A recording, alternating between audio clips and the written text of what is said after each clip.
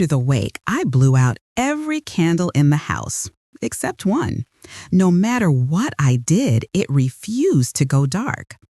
The last guests had left an hour before.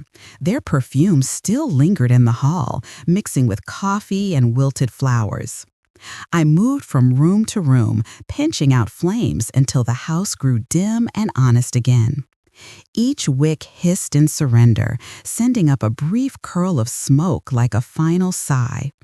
But on the small oak table in my mother's living room, one candle flame stood stubborn and still, burning as if the air belonged to it. I cupped my hand and blew once, then again harder.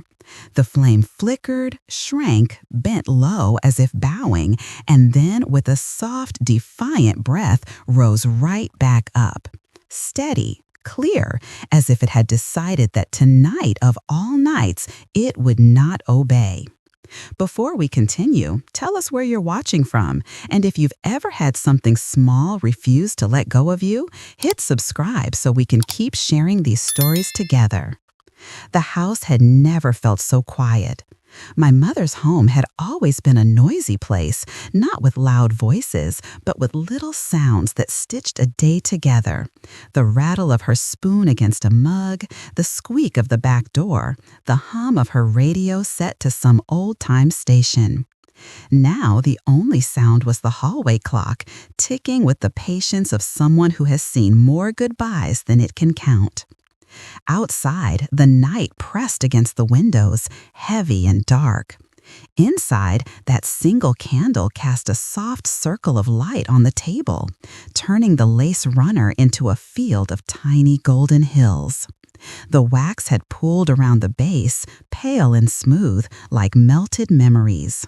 It was one of her favorites, thick, ivory-colored, scented faintly with cinnamon and orange peel.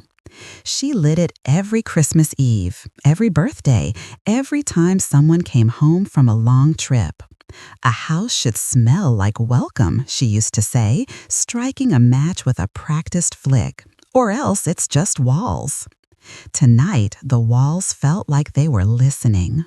The framed photographs on the mantel watched me as I moved.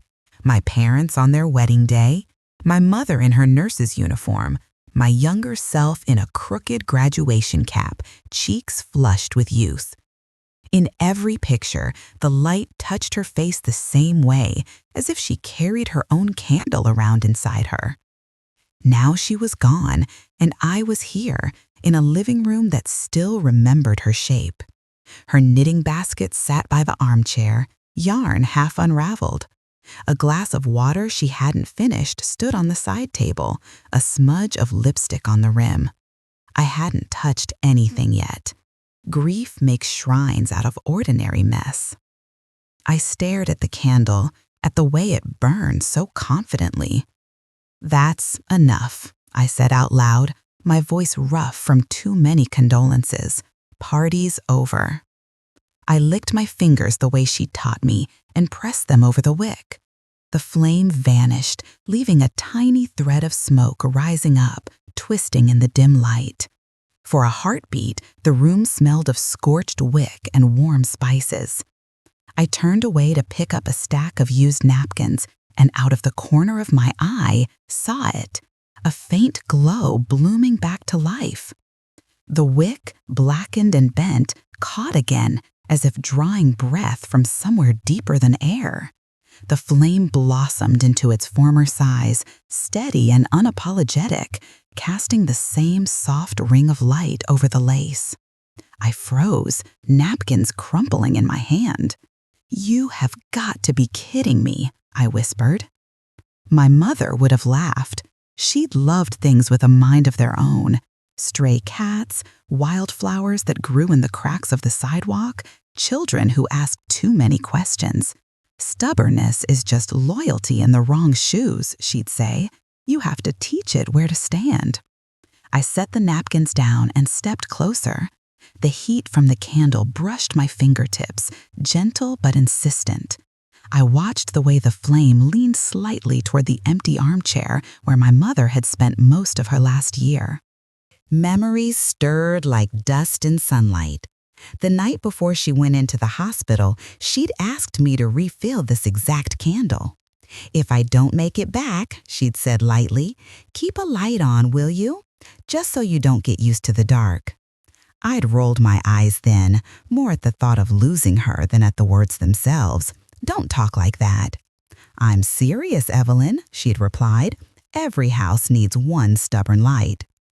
Now I stood in that same house with that same candle refusing to die on command.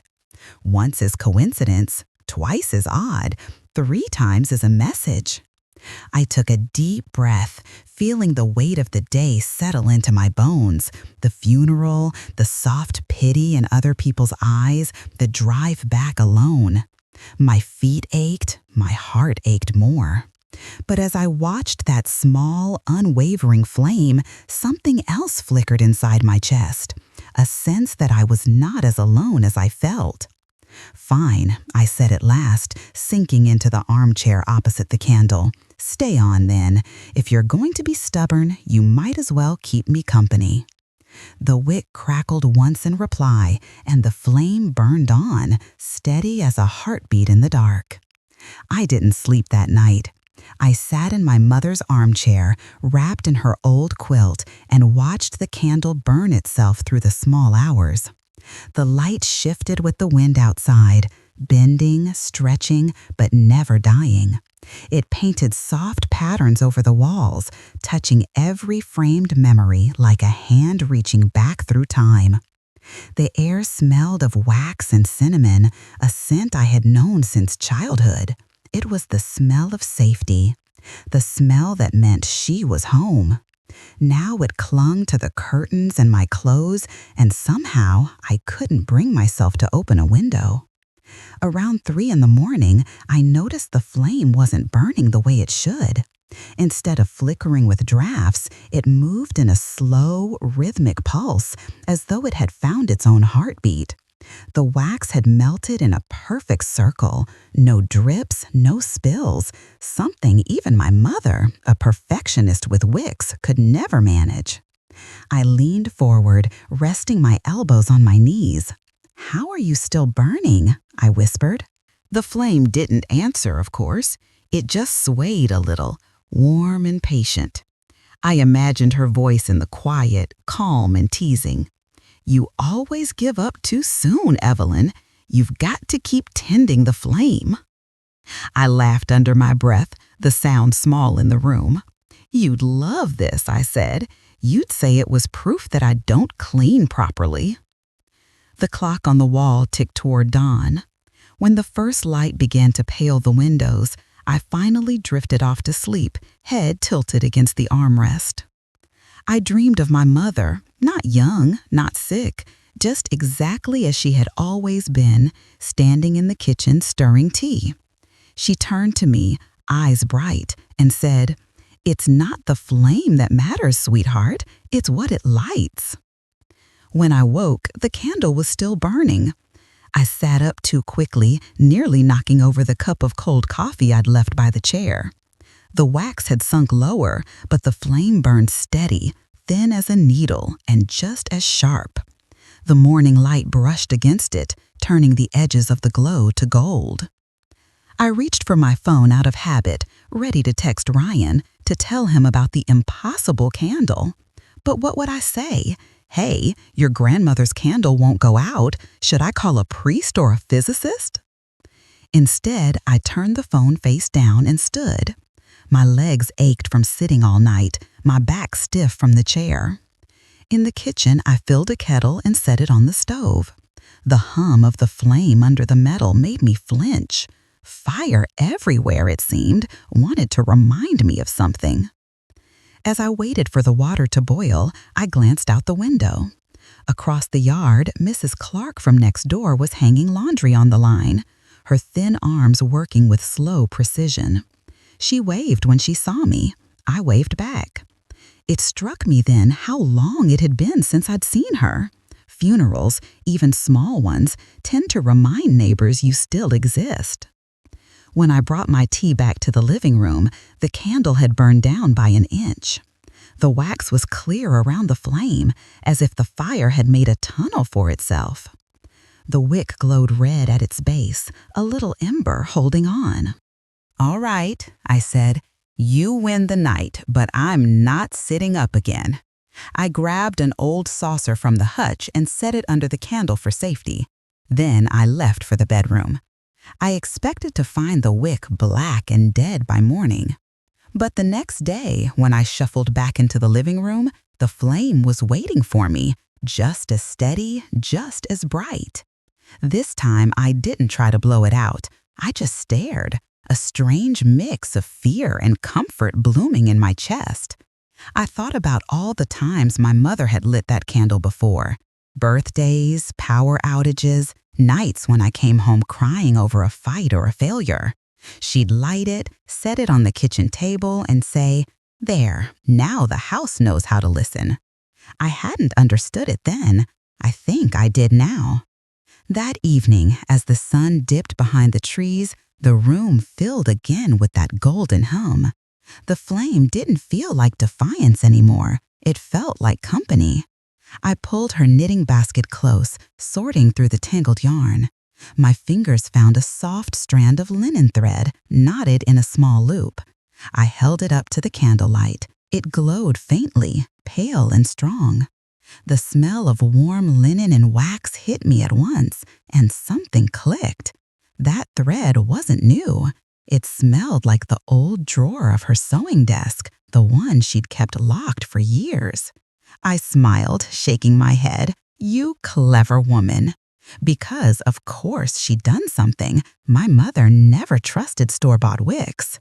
As the candlelight danced over the thread, I began to realize this wasn't about superstition or magic. This was about love woven into the smallest things, even a wick that refused to die. And for the first time since she passed, I felt like she was still teaching me how to keep the light. By the third night, I stopped trying to outstare the candle. I simply accepted its presence the way you accept a song you can't get out of your head. It was just there, humming quietly, shaping the air around it. The flame had a calm rhythm, almost human. It didn't flicker randomly like other candles. It pulsed, soft and steady, as if breathing in time with me. The house had settled into a new kind of silence, not heavy this time, but attentive. Even the clock in the hallway seemed to tick softer, as though it too was listening. I made a cup of chamomile tea and sat across from the flame. The room smelled like cinnamon, wax, and a faint trace of my mother's perfume, lavender and old books. The longer I watched, the more memories began to surface, not in sharp flashes, but as gentle waves. I could see her hands, small, careful, always busy with something. She used to light a candle every time she wrote letters to my father when he was stationed overseas. "Words travel better in warm light," she would say. "They find the right heart that way." When I was a child, I thought that was silly. Now, decades later, the warmth on my face from that same light made it feel less like a superstition and more like a truth I had forgotten to believe in. I leaned forward, whispering, "You're still talking to me, aren't you?" The flame bent slightly toward me, just once, then stood tall again.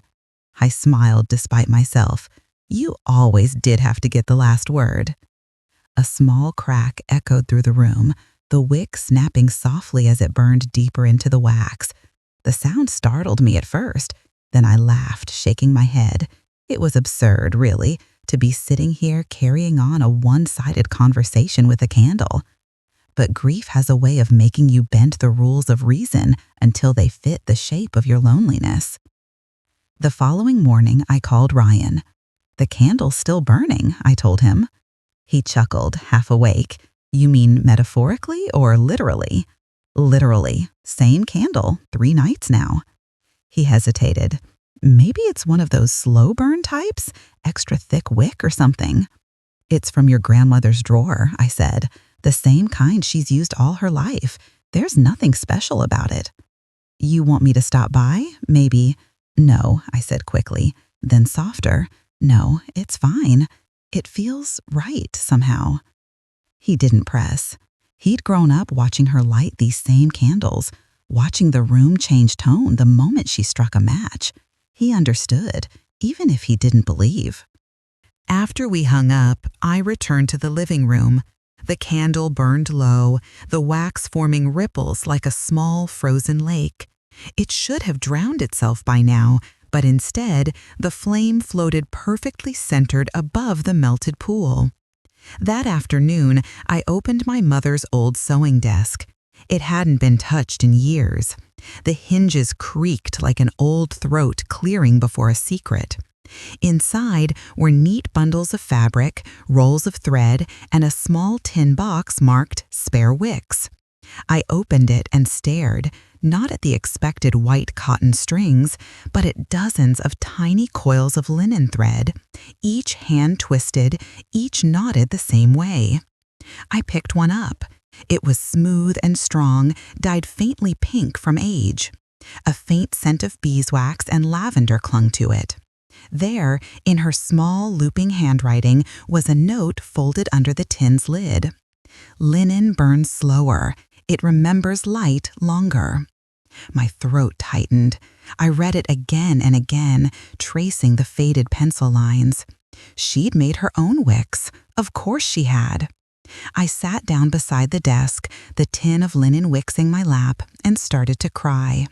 Not the kind of crying that comes with noise, but the quiet kind that comes with understanding. She hadn't just made candles, she'd built her love into them. Every birthday, every storm, every homecoming, she'd been lighting pieces of herself and calling it comfort. And now, even gone, she'd left one last piece, one stubborn flame, to teach me how to keep going. By evening, the sun slid down behind the hills, turning the windows gold.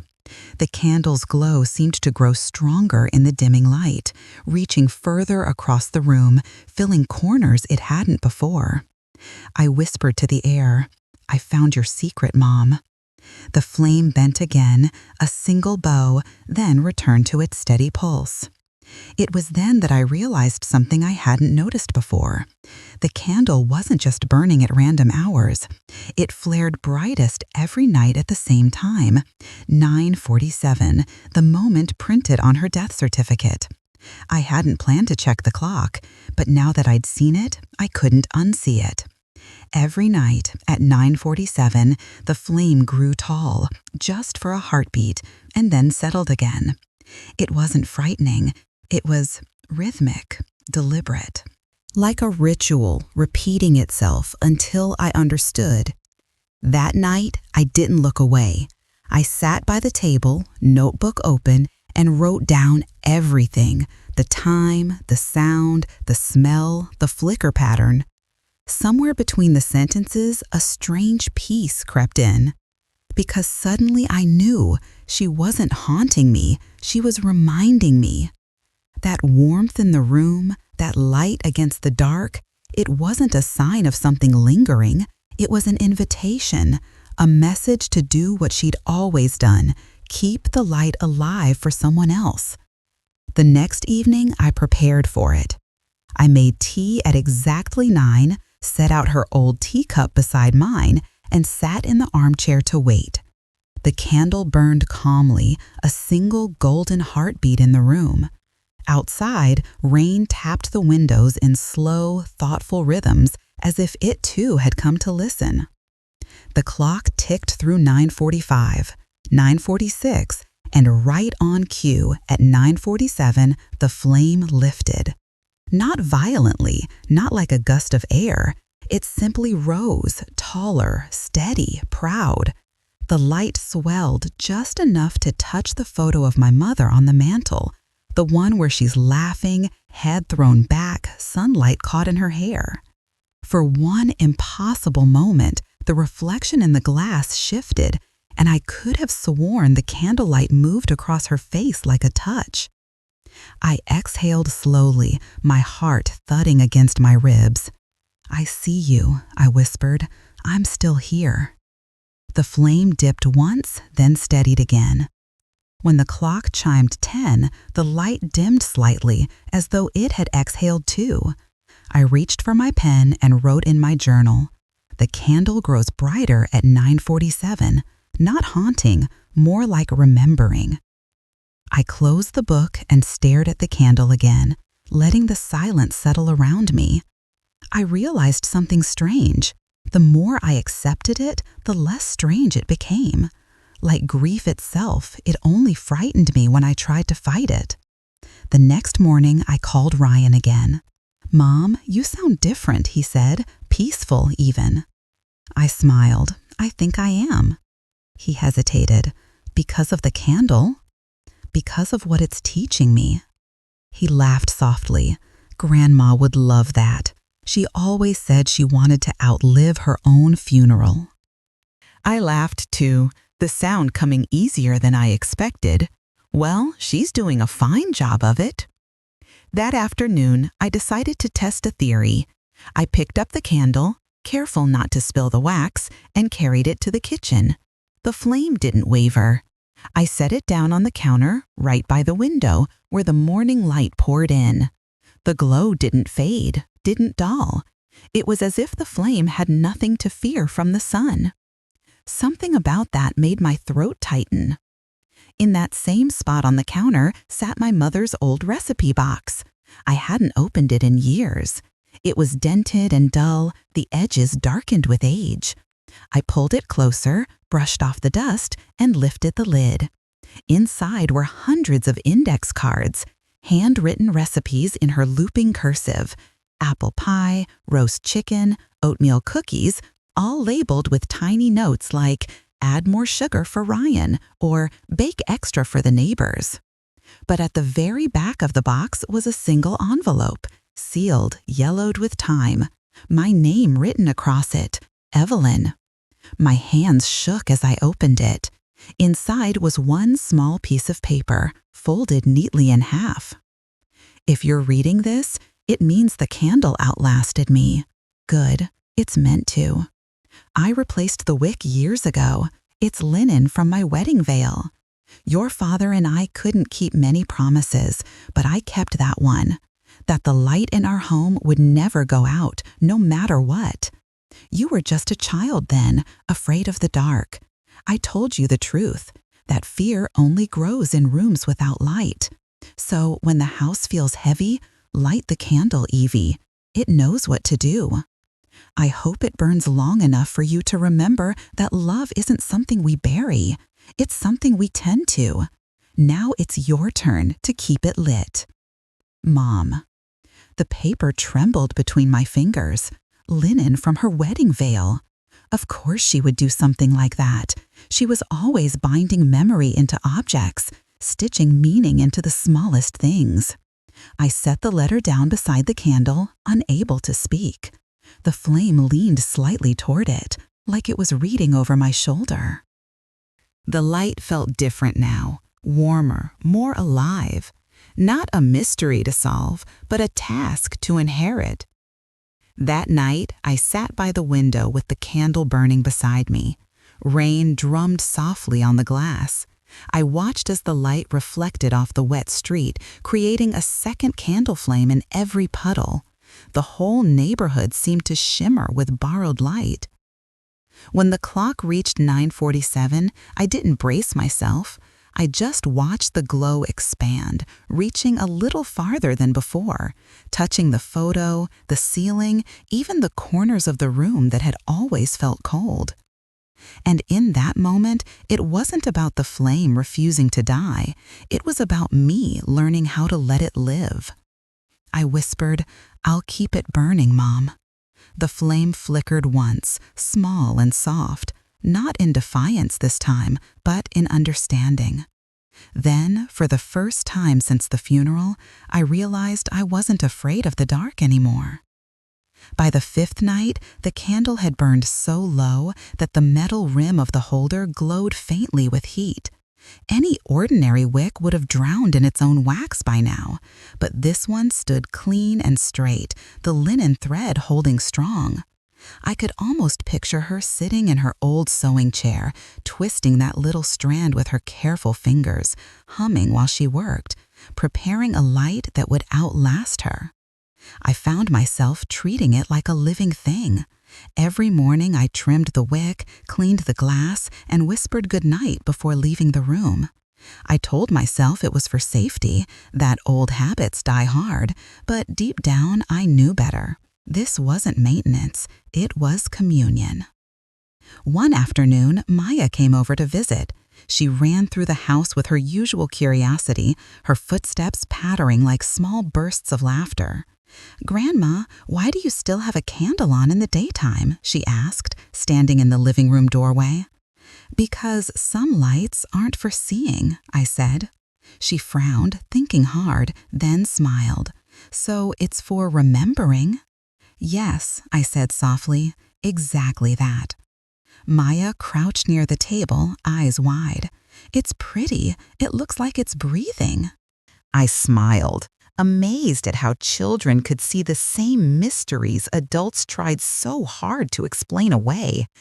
"Maybe it is," I said. "Maybe it's just remembering how to be alive." She giggled and reached out a hand. "Can I touch it?" "Better not," I said gently, moving her hand back. "It might remember you too well." She laughed again, a sound so bright it seemed to mingle with the flame itself, and then skipped away toward the kitchen. That night, after she'd gone home, I sat in the same armchair with a cup of tea. The candle flickered softly beside me, its light catching on the framed photograph of my mother and me taken decades ago in this very room. I was maybe 8 years old, clutching her hand, both of us laughing about something long forgotten. For a moment, the reflection of the flame landed right where her heart would have been in the photo. I leaned forward without thinking, tracing the glass with my finger. "Thank you," I whispered. Not for the candle, not even for the letter, but for the kind of love that thinks ahead, that plans warmth for someone else's winter.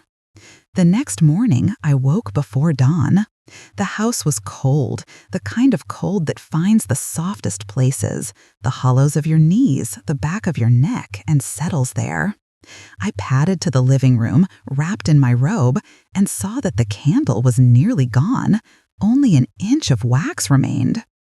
Panic flared in my chest before I could stop it. The thought of that flame going out, that small, constant presence leaving me again, made my throat ache. I knelt beside the table, whispering to it as if it could hear me. "Don't go yet, please." It burned steady, unwavering. I stayed there through sunrise. The room brightened slowly, shadows dissolving into pale morning gold. The flame shrank as the light grew, and for the first time, that felt right. Maybe candles weren't meant to live forever. Maybe they were only ever meant to last until we could bear the dark on our own. When the last of the wax began to collapse inward, I reached for the small box of her spare wicks, the ones I'd found in the sewing desk. My hands shook as I twisted a new one into a fresh candle, pressing it gently into the holder beside the old one. I took the linen wick between my fingers and whispered, "Your turn now." The old flame trembled, leaned toward the new candle, and then, in a single quiet motion, caught. The second wick lit instantly, bright and clean, before the first sank into silence. The room didn't dim, it only changed hands. Tears blurred my eyes, but I smiled through them. The new flame burned just as strong, its light washing over everything the same way. The message couldn't have been clearer if she'd written it herself. Love doesn't vanish, it passes forward. That night, at 9:47, I watched the new flame brighten in rhythm. Not as high as before, maybe gentler, but still alive.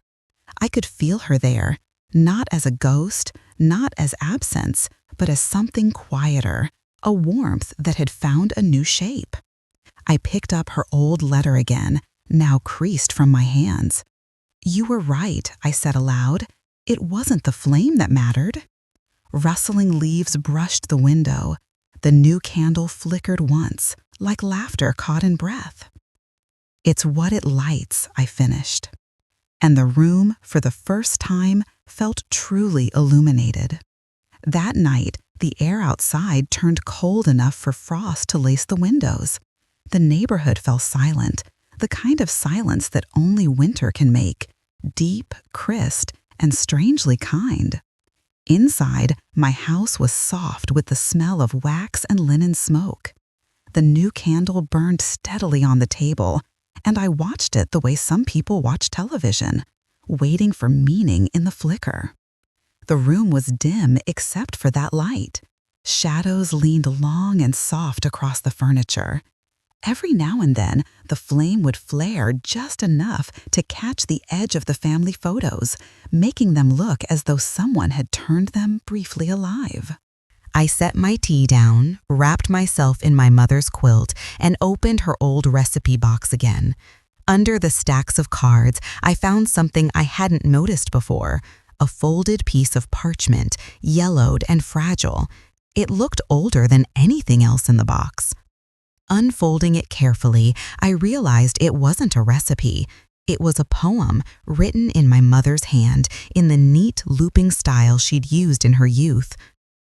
"A house forgets its laughter first, then scent, then song, then door. But flame remembers every face that ever crossed its floor." The words were simple, but they carried that same quiet power her letters always did, something gentle enough to hold and strong enough to last. I placed the paper beside the candle. The flame bent toward it, as if drawn by its own reflection. That's when I remembered something else. When I was little, every time we had a storm and the power went out, she'd hand me a candle and say, "You're the keeper of the light, Evie. Don't let it go out until the thunder stops." I used to take that job very seriously, guarding the little flame like it was my kingdom. I could almost hear her voice saying it now, calm and steady, the way she did when she wanted to teach me something disguised as a game. I looked at the candle and smiled. "Still keeping the light, Mom," I whispered. "Thunder's just different now." The clock ticked on, marking each passing second. I could feel the warmth radiating across the room, reaching the edges that had felt so cold since the funeral. It wasn't a miracle anymore. It was simply continuity, something ordinary made sacred through persistence. I spent the next morning cleaning the living room. It had been weeks since I'd done anything more than tidy. I opened the windows to let in the pale winter air, the scent of wax mixed with fresh wind, and for the first time, it didn't feel wrong to let it drift away. When Ryan stopped by later that day, he noticed the candle first. "It's still going?" he asked, smiling. "A new one," I said, gesturing toward it. "The first one finally finished its job." He bent down, inspecting the glass holder. "You replaced it yourself?" "Used one of her wicks, the last of the linen thread." He nodded slowly, eyes softening. She'd be proud of that.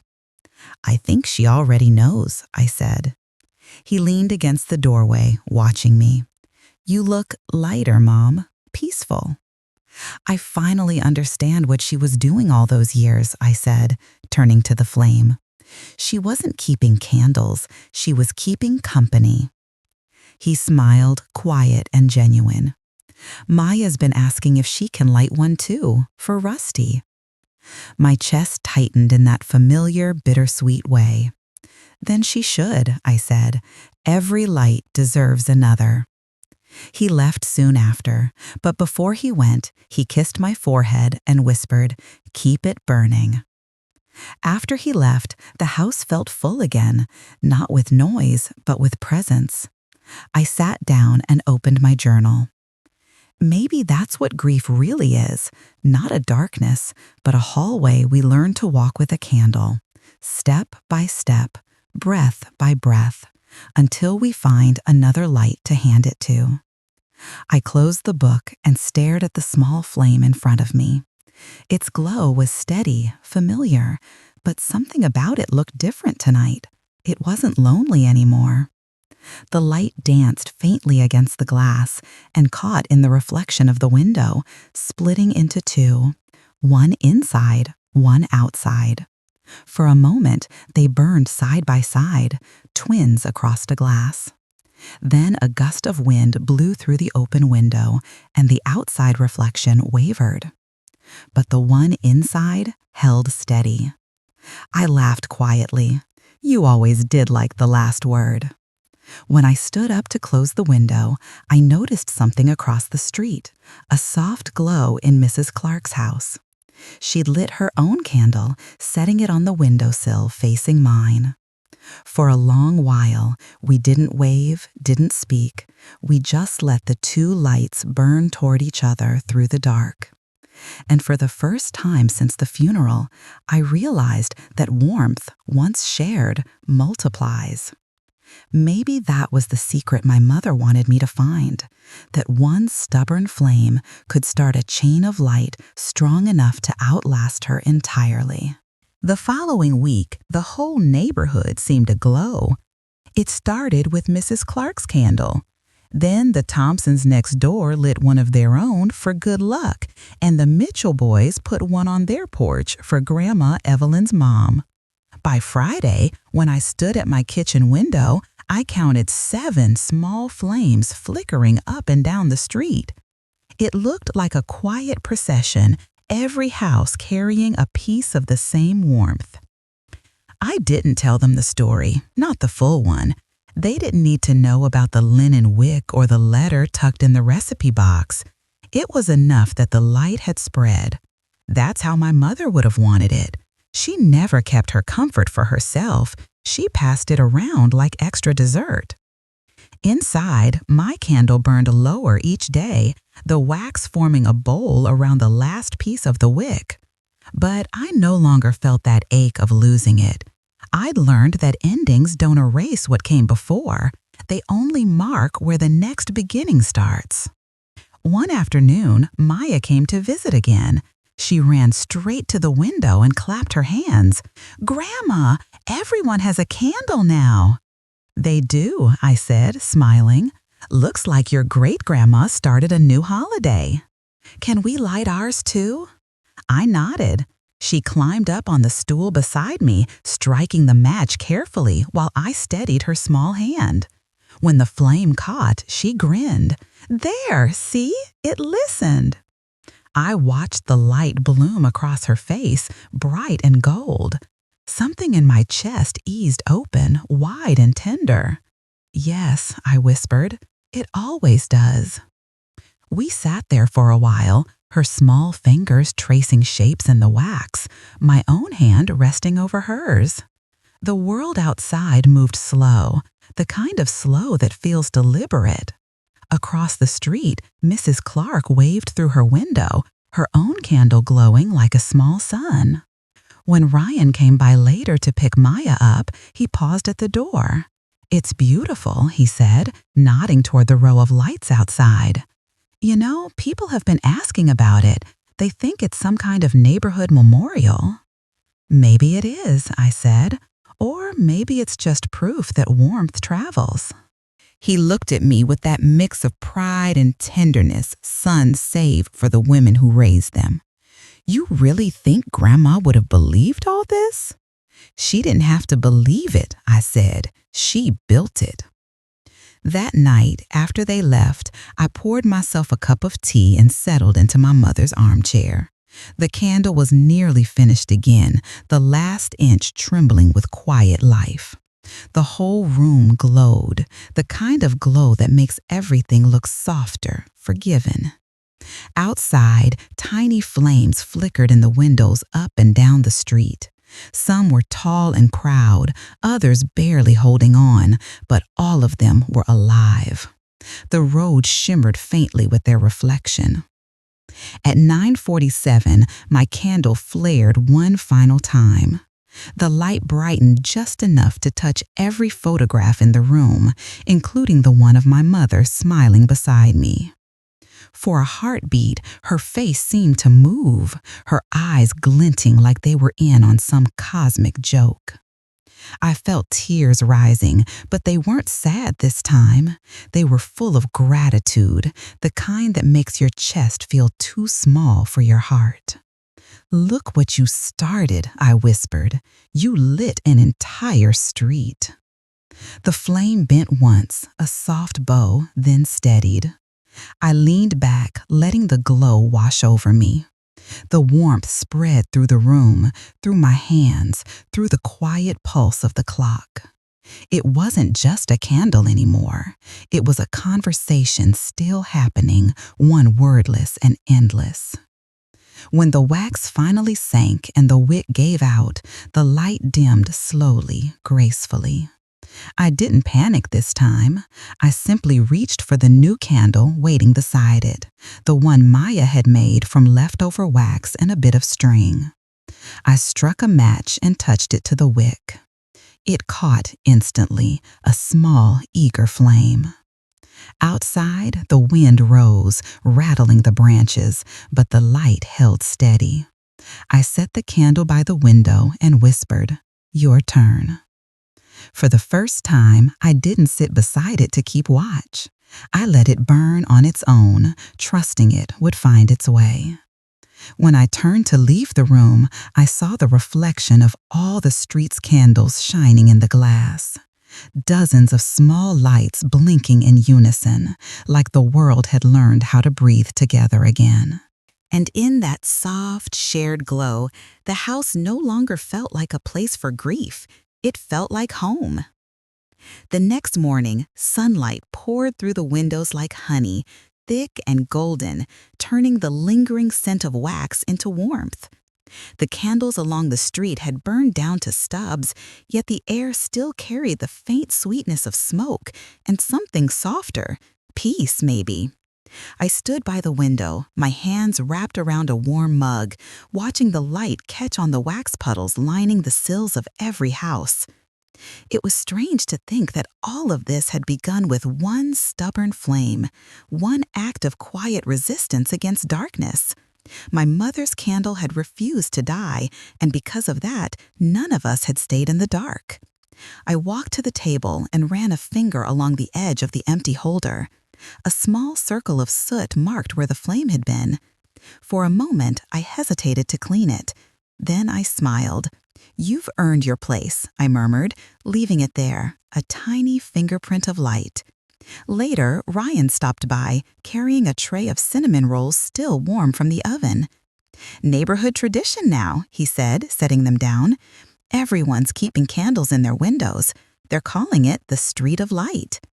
I laughed softly. "Your grandmother would have loved that name. She'd have been the first to make flyers." He poured coffee for us both. We sat in companionable silence, the way only family can after years of learning when words aren't necessary. Maya's laughter echoed faintly from outside as she chased the neighbor's dog down the sidewalk. After a while, Ryan asked, "You gonna light another one?" "Not today," I said, looking toward the window. "I think it's okay to rest a little. The light's already out there." He followed my gaze. "Yeah," he said quietly, "it is." When he and Maya left that afternoon, I walked back into the living room and opened my mother's letter again. The paper was soft from being unfolded too many times. If the light ever feels too small, remember, flame is just memory learning to stand up straight. I folded it gently and slipped it between the pages of my journal. Then I took a deep breath and opened the windows wide. The winter air rushed in, cool and clean, sweeping through the house and lifting the curtains. It smelled of new beginnings. The sunlight hit the mantel at just the right angle, landing squarely on the photo of my mother. Her smile seemed different now, less like a farewell and more like approval. The reflection from the glass flashed once, bright as a wink. I closed my eyes and whispered, "I kept it burning, Mom, but it's time to let the light go where it wants." Outside, clouds drifted apart, and a single beam of sunlight stretched across the garden, landing on the lilac bush that had been bare since autumn. The smallest bloom, pale and determined, had appeared overnight. It swayed gently in the wind, catching the light just so. And for a brief, perfect moment, I could almost hear her voice again. See, love always finds something else to light. That night, when darkness fell, I didn't reach for the matches. Instead, I watched from the porch as the neighborhood's candles shimmered one by one in other people's windows, little circles of gold in the cold night air. It felt like standing inside a living heartbeat, a rhythm passed from one home to another.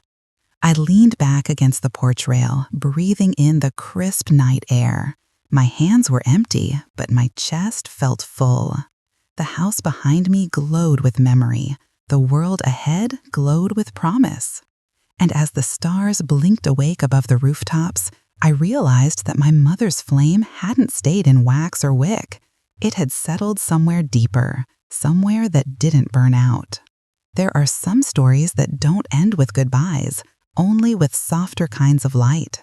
This was one of them.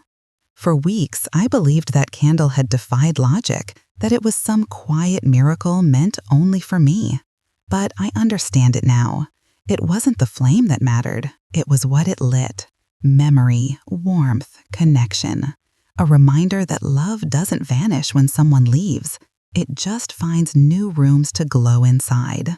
My mother's candle was never meant to haunt a house. It was meant to awaken it, to remind me that grief is not darkness. It's the space where we learn how to tend the light ourselves. Now, when night falls, I don't fear it. I walk through the quiet rooms and see that every reflection, every spark from a neighbor's window is proof that her warmth is still moving, passing from one hand, one heart, one home to the next. Maybe that's what love truly is, a shared flame. We don't own it. We just keep it alive long enough for someone else to find their way. So tonight, if you're missing someone, light a candle, not for sadness, but for gratitude. Let its glow remind you that their love isn't gone. It's simply taken a new shape, and it's still burning quietly beside you. Before you go, tell me in the comments where you're watching from, and if you've ever had something small, like a light or a song, stay long after someone you loved was gone. And if this story touched your heart the way that one candle touched mine, don't forget to like, share, and subscribe, because some stories deserve to be passed on, just like the flame that never truly goes out.